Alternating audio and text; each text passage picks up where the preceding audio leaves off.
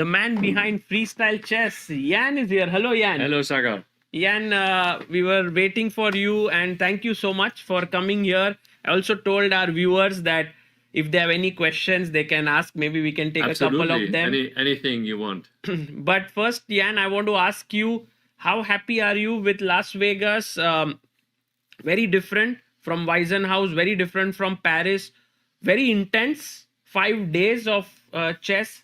How are you feeling? We are extremely. I'm extremely happy. We all are ecstatic. It's like the best event we had so far. Although we had like fantastic events already, you wouldn't believe that it could get any better. Everything is just worked out perfectly. Also, this 5-day format. I must say we were lucky, because the yesterday's could have been a boring day, but we had the perfect matchups. Yeah. So we are always learning. So I can already tell you that the next format will be changing again. Yes. And you have already decided what yes, to change? we only have we have decided we will go back to 12 players instead of 16. I think 16 is too much. And we will have only a 4-day tournament, not a 5-day tournament. Wow. And we will do 2 groups, 6 players each in the round robin day. So they will have 10 games. We're just deciding on the time format. I'm just thinking that we have innovative, so that we want to get it in one day. So maybe we do 7 minutes plus 3 seconds per players, and we do 1 game with white, 1 game with black, so they have 10 games, 10 right? games. So in terms of order to make it fair, because after that day, 2 players will drop out. So 2 players will actually arrive and have to leave or are done like In after one one day. day. After one day, I mean, it happens, also in big other sports like Yes. tennis or whatever. You show up, and you be kicked out first round. It happens, right? So we have to live with that. But that gives us, the possibility to have really 12 players, and then 10, we right? move on. Then it will be 10 left. No, 8. So 8. two will be out of each two group. of each group. Yes. Oh, So we can immediately So move to 8. quarterfinal the next day. And then we have another elimination, and we have semifinal and final. So there's so it's straight. very straight. No, very no simple. upper bracket, no lower No bracket. upper bracket, no lower bracket. The thing that we tried here with the 16 players. In the end, it worked out fantastic because we had number 1, 2, 3, and 4 in the world fighting for 3rd place. But of course, we cannot hope for that. Usually, we would have other people play for 3rd place, and then maybe the interest is not so high, and so it's like a little low. Also, I got a bit of feedback that this was a little bit complicated for also. people to Yes, understand. It's complicated to understand. How do you get to that?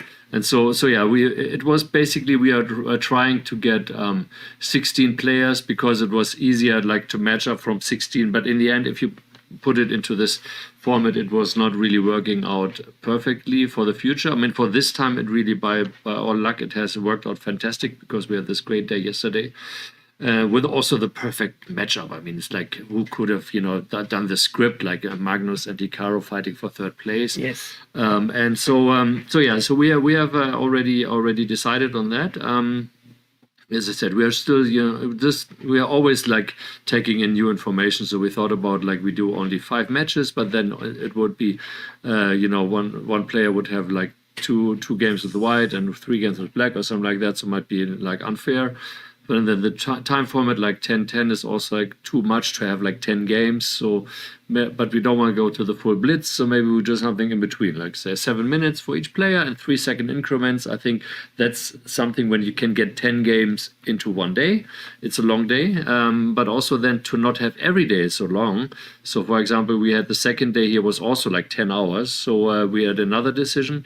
We're gonna go from 30-30 to 30-15. In increments. That shortens it a little bit, and we will also get rid of the rapid portions in the drawing situation. So we will. So in tie breaks, instead of 10+10, you go directly to 5+2. Yes, we go directly from the 30-15 to 5+2. Or maybe we go to the 7-3. Maybe that's an idea. It's just developing. But so we do maybe this new format kind of for freestyle 7-3. And then we go to Armageddon. So that's the idea behind it, so that we don't have these huge long days for the players and for you moderators and so on. Yeah, so that's basically, we are still, every day we're learning something, and you see we have the countdown figured out, and I'm experimenting with the gong thing. So we're gonna get a big gong like for every. So we're gonna this is like a very small one, because we didn't get a big one here, but we're gonna have for the next event we're gonna have a big gong, and then so make it like, because we had the referee, the arbiter saying some words and was like kind of mixing up. We said, let's say the words before, then we have the countdown, no words anymore, gong and so on, but we just need the right gong sound also. So we are improving but you see these small improvements means that we are really right on the big way. So because we have these small ideas, yeah. In general, one of the questions that many people have been asking about is freestyle when it's kind of evolving.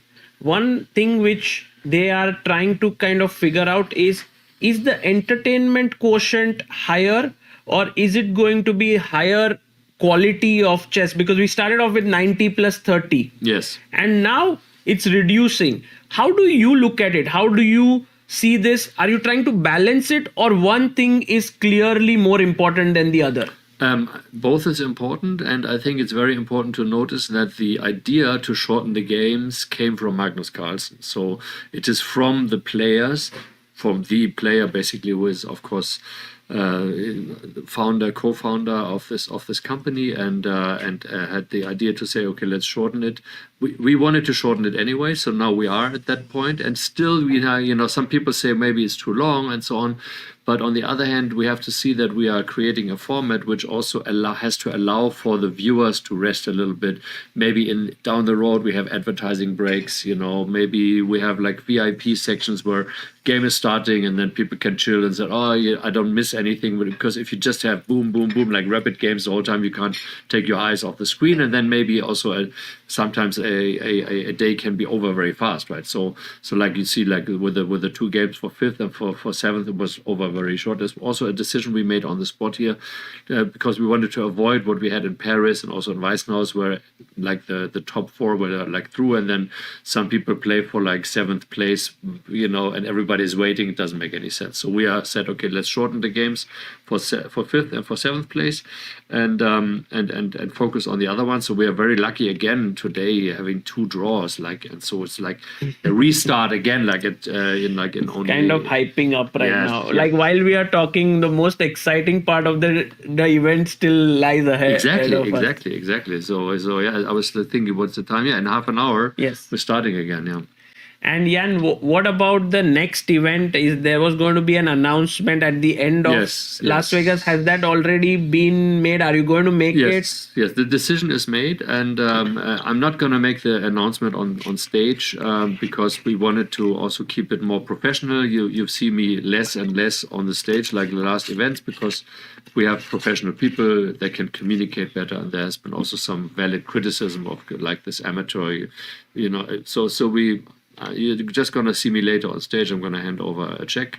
Holly is going to hand over a check, and then I'm going to address a minute of just briefly. But here, as we are discussing, it's no secret what we're going to do.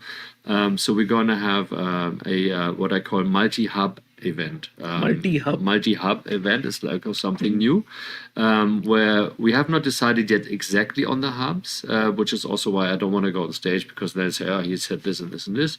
But to get you into my thinking process, it's first of all, the reason is we have Magnus Carlsen becoming a father exactly maybe during the tournament. So in September. Yes. And the tournament will be from September 18 to 21. So for the 4 days, right? For the new format with the 12 players, as I said before. So for him, in order not having him to travel, he will be basically playing out of the Take studio in Oslo, right? So that's, he can stay home.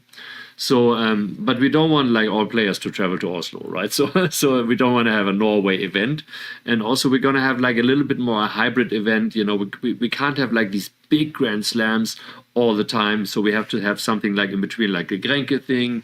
Where the multi-hub, we're trying the multi-hub.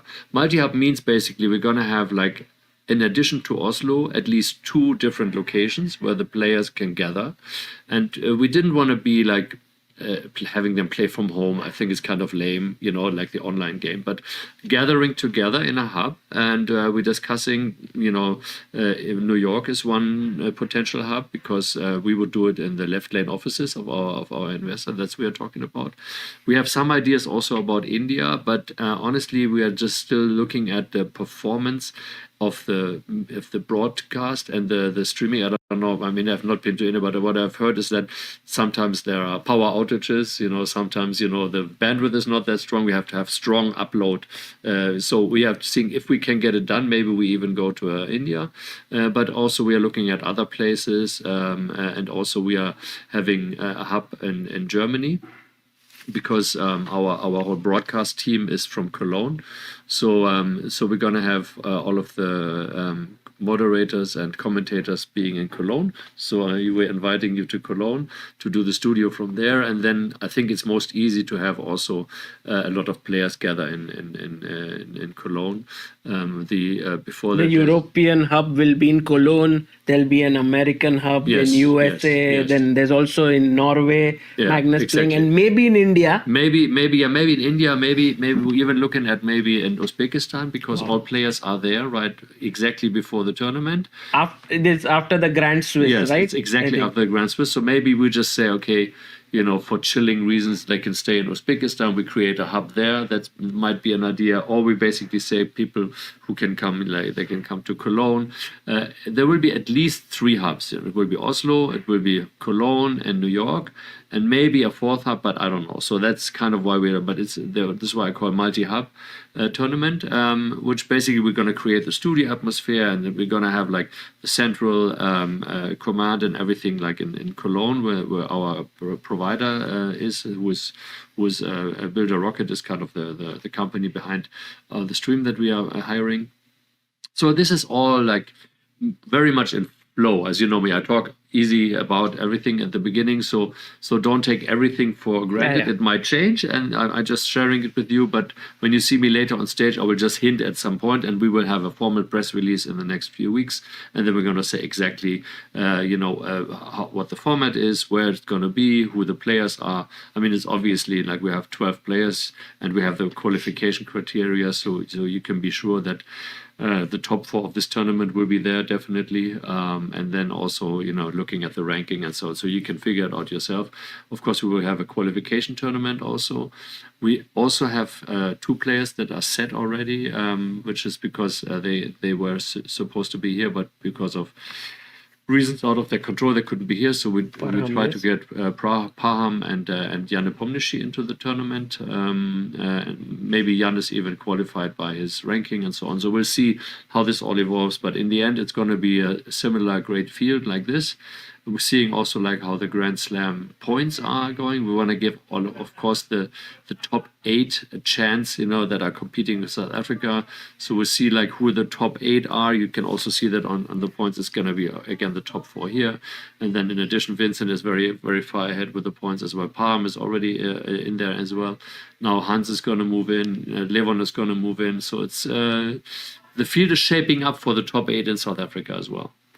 How was it for you to have Hans in the tournament? Because we were waiting for him in Paris. He didn't turn up there. Yeah. Now he's here, and surprisingly, or you can say at least as a small surprise, he's playing in the finals right now. Yes. Also, there was this moment where Magnus was playing. He joined the commentary. He was like, sort of cheering and all. Like, he brings with him a very different kind of character and energy. Yes. What do you feel about? Well, I'm very happy about his presence. People might feel about him as a person as they want to do, and they, some is controversial and so on. And I'm of course I'm a different generation. I'm not the person who is hanging out with him and going to clubs or whatever with his friends. What he does. But in the end, we need these characters for us. Otherwise, it's boring. If all chess players are just very, the same and calm, and nobody wants to watch it. So you have to have this friction. Have to have this thing. And so I think he's a perfect character for that.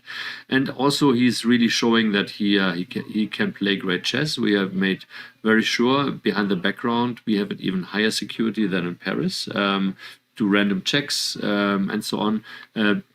Especially Hans's chess games have been analyzed after the fact to see if there was some potential computer moves involved, but obviously everything is clear. Of course, I can't judge it, but in the end, they said basically it's like he, just seeing the last game. I mean, he had clearly a winning position, and then he I don't know whether you commented the same. Like I'm sure it's like the he one was winning, and then it was equal again, winning equal, and so he, so we are very confident that there's no malfunction going on or some strange things going on. So very happy about that. So as we always said, Hans should be Hans, and he should do whatever he needs to, he wants to do, like as a personality. Of course, all in the framework of a fair play, which I think is okay. So from all aspects, it couldn't be better. And I must say, for me, in the beginning, of course, Levon is such a dear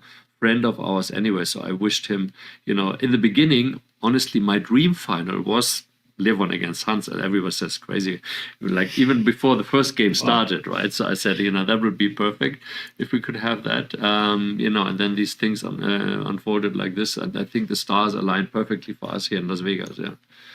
And Jan, could you tell us about this new innovation that people were there in the venue? They were wearing the headphones. They could switch between commentary. Yes. I could see 300 people today glued. I went outside and I saw it. It was amazing. Yeah. But we also had this technical meeting where the players were a bit worried during the tournament. Also, there were games where there was some kind of voice coming out. Like people were excited. Yes. So overall, this entire thing.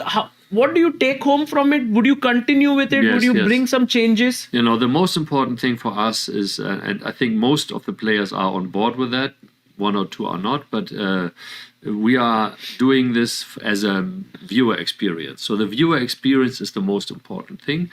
And to some extent, the players will have to make some compromise. So one of the compromises, obviously, is to have like headphones. And then we are making sure we even bought like different headphones and earplugs and whatever. And so made sure that also people like Hikaru, he wants music in his headphones. So we need a different setup. So he can't take his phone. We have our own iPad that has his music on there and so on. So that we basically make sure that everybody in the framework of everything being professional and fair has his own chances to do that. But then still, we want the viewer experience. We want, we discussed about all that. We want the viewers to see the evaluation bar, and we want the excitement, And then if it happens that at the same time, everybody says, okay, first of all, in most situations, this happens when there's time scramble anyway. So honestly, there is no time for a player to process something that's going on and whatever does it have to do, because he has to do something anyway very fast. So it's kind of a reaction. And even if it was, we were talking about that. Okay, so we kind of funnily said it, the solution would be don't blunder, right? So that was how the technical meeting ended. So it's like, okay, it's like... And not blunder, just play, don't blunder. Don't blunder. Don't blunder. Okay, that's good. Don't blunder, please. That's the rule. Don't blunder allowed. But in the end, it's also fair, because the sports of chess will also evolve through freestyle like other chess. Like so what you are saying in this evolution, something that comes from the audience like this could also be part of the game. Yes, exactly. So like thinking about tennis, I always try to see other sports. Like look at tennis. Tennis has been always a sport, like everything is quiet and so on. But once in a while, you have like spectators that don't behave, like they shout, and then some tennis players distracted, So like, okay, so but maybe does he lose the game? Maybe it's the other way around. Or in a soccer field, for example, in Germany, soccer is very big, right? So sometimes spectators throw something on the soccer field, and maybe just there was one game when there was like some thing was thrown on the field and the ball was kind of distracted, so the player clearly was a chance that it happens, so you have to, so it's like we'll say it happens to one and to the other, so it's like it's going to become more part of the game. And so I think we're going to have in the future even more encouragement of the spectators to cheer and to whatever. So it's kind of maybe Hans is more the most advanced in terms of thinking. He said, let's have a chess game like in a bullfighting ring, like so like real with like a lot of cheering and everything is very loud, and maybe so we can even have loud music in there. So it's like we have to see the boundaries and we have to test things and we have to see how this works. And I think in the end here, this whole discussion in the technical meeting it was exaggerated, because in the end, yes, everybody wore headphones, but still, was there a lot of incidents? I don't think so. Yeah. So. And Jan, what about the overall freestyle chess? How is it shaping up for you? I always ask this at the end of every Grand Slam, because it's like 2-3 months down the line and there are all the time developments, and it's such a unique project in the world of chess because you are running it as a startup, as investors have invested in it. How do you see it with every event that's happening? Do you see this shaping up well? What are the things that could be done better? Yes. Where is the, and chess world is very keen to know what's going on. Yes. Of course. First of all, I mean, it helps a lot that I come from the venture capital industry. So I know from a founder perspective and also from an investor perspective, I have created a lot of very successful companies, and so I know what's necessary. So I started this whole venture from the perspective of a venture capitalist and from a perspective of a founder. So I'm both at the same time. I'm investing, I have co-investors, and I'm also the founder and the CEO. So I from both worlds, and so we're trying to shaping it up. So basically, every event for us is also a chance to fundraise and to kind of bring it to the next level. So first of all, we are a very young company. We started this year, and so looking at half a year back, we didn't even have the first Grand Slam. So we had the Singapore pre-event, we had, of course, the Go Challenge as the first thing like in last year to test it. But the real first Grand Slam in Weißenhaus was in February this year, which is less than, 5 months ago, right? And then we had, we had the other events. So we are kind of evolving. And at the same time, we are taking in venture capital money, and we are shaping the business model. Of course, like the most important aspect of this is the sponsoring money, like with all sports. So looking at the big companies, and we are really talking to all the big names, I can tell you, and they are going to eventually fund this. But this is a game of also patience and also of convincing. And so like these big sponsors, I don't want to say any name, but pick any name that you can imagine that you think is a great or big brand, right? Something like Louis Vuitton or something for example, like that. All of the likes. What do they do? Nobody of those companies would say, oh, you have a great idea, why don't I give you my money? It would never do. So they say, okay, let's see what you're doing. We're interested in what you're doing. Come watch and look at it. So they come to one event, they come to another event, they come to the third event. And so eventually they say, oh, this is something that's really interesting. It's going to stay. So then they look, okay, how is our budgeting schedule, right? So how does the budgeting schedule of a sponsoring company work? They are doing the deals for a certain calendar year in Q3 of the year before. So now, where have we been in Q3 24? We have not been non-existing, right? So we are in Q3 now, 25. So this is now the time, September until October, to close the sponsoring deals. And you will see for 2026, we will close a lot of great sponsoring deals that gives us the revenue for 2026. Until that, and also we are in talks with great cities. I don't want to mention any name, but great cities that are now seeing what we are doing, and they see that we can showcase a city like we did in Singapore, also like Las Vegas here. Like, for example, the Wynn Hotel. This is like the first hotel resort. This is the first kind of big sponsoring deal, so to speak, because we got like, more than $1 million in in-kind contributions from the Wynn in terms of. I was very curious. Like, why did you choose Wynn? Yes. Because they were very welcoming. Very welcoming and so on. I mean, still it cost us a lot of money because, still we get the hotel room for free and we got the venue for free and so on. But in the end, of course, setting it up, everything, and, still the food, the catering, there's a lot of other costs in addition. So they said, okay, you should come next year. And we are negotiating and said, it depends on the deal, right? If you have but of course, they don't want us to go across the street to the next resort. Of course, there's other, this was an interesting thing. Maybe we can go there. But in the end, we don't even know whether we will go to Las Vegas once again, because maybe there's another city that offers us. So we have now the luxury of one, having the ground base in Weissenhaus, where we know we can have relatively cost-effective events in Weissenhaus because we have a fixed setup, we have a controlled environment, and it's also, as you know, like for everybody involved, it's the easiest for us, right? Because we are just amongst us, the ways are very short, like we have great food, restaurant, and so on. So it's not distributed like in Paris, where you have to drive 45 minutes to a restaurant, or here, where you have to get all your sheep in, into this, and then you have to kind of mingle with the whole organization. So we have shown that we have done Weissenhaus, we have done Paris, we have done Grenke, we have done Karlsruhe, we have done Las Vegas. So now we are in discussion with great cities that are interested to do maybe even multi-year deals with us, where we come to a certain city in a certain time of year, and we do like a 3 or 5 year contract where they pay all of the money, including the prize money and everything, and we have a kind of event level profitability already. On top of that, we're putting the sponsoring money, so we are a profitable company in 2026. Until that time, we are working with the venture capital money that we have, and we are using every event to fundraise. So, for example, right now we're having another fundraising round. Right now we are taking in some more money to get us until like mid of next year, so that we know that we then will be break even and profitable. Yeah.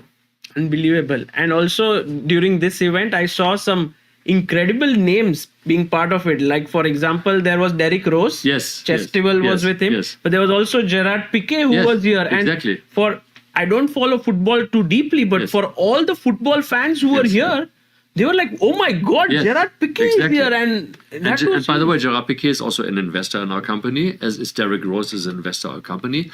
And so of course, for Gerard, it was perfect. We even had him in our stream. And by the way, I just heard today there's going to be a VIP coming, a very famous boxer. He's happens to be, he had a fight yesterday, and he's here in Las Vegas. Do you know him? Oh, what? Yeah. Manny Pacquiao is coming? Yes, he's coming today and watch the game. He's like a legend in boxing, and exactly. He's played these huge matches. Yes, exactly. So he's just here in Las Vegas. But he loves chess. He's a big chess fan, and he wants to come by. He's going to watch the second game. Wow. So we'll see about that. Yeah, we are attracting a lot of celebrities and also rich people and investors and everything. So we are on a good track, but it means also, I mean, this event here cost us like $5 million just to have. Wow. So it is serious money, right? But we are willing to put it down to show that we are really 100% professional. And you will see, like, even everybody who comes here said, never seen something professional like this. Even like in, I don't want to make any comparison because I don't want to put anybody down, but there are some other events even here in town that have been established for a long time, like World Championship stuff, and spectators said ours is more professionally set up. So we are trying to do the best. We have a perfect team with Thorsten and his very experienced event team, and so this is like showing exactly what we want to do. This is why we raised the venture capital money, because if you go to a sponsor and says, I have this great idea and please give me some money, I want to show you how it works, you would never get enough money to really show what you want to do. So I think this path looks very successful, and we're gonna get this fundraising down, and then we are very good until mid of next year, and I'm very sure that we are gonna be self-sufficient by then. Beautiful.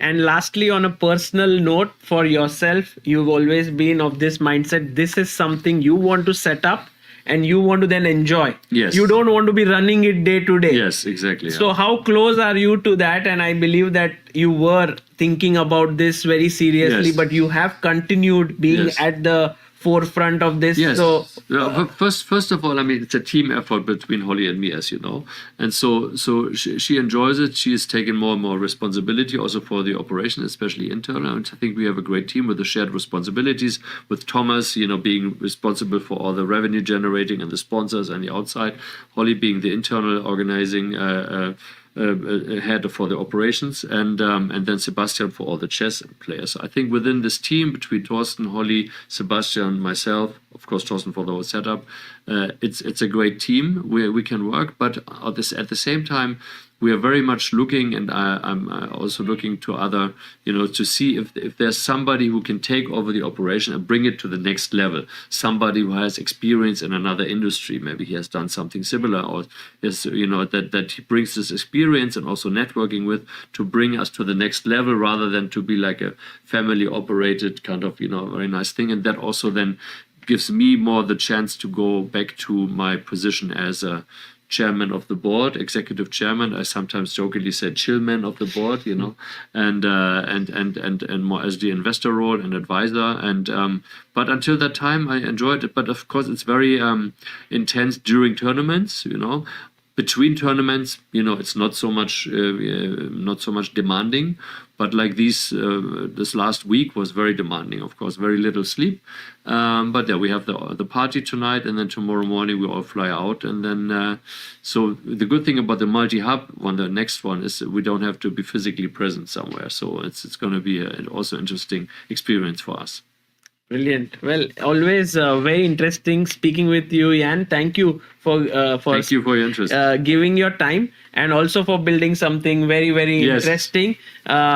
You've been there from the start. I'm so happy that you've been Yes. there from the very first moment. right? From 2024 Yes, in Weizen exactly. House. It's Perfect. almost 1.5 years Yes, now, yes. and it's incredible to see what's out there in the playing venue. I think I haven't seen anything as spectacular in terms of a setup. Yes. So kudos to you, to Freestyle Chess, to Holly, to the entire team for Thank you putting very it much. together. Thank you, Saga. Thank you, Jan. All right. Thank you, everybody. And hi to India. Yes. Soon will come. Thank you.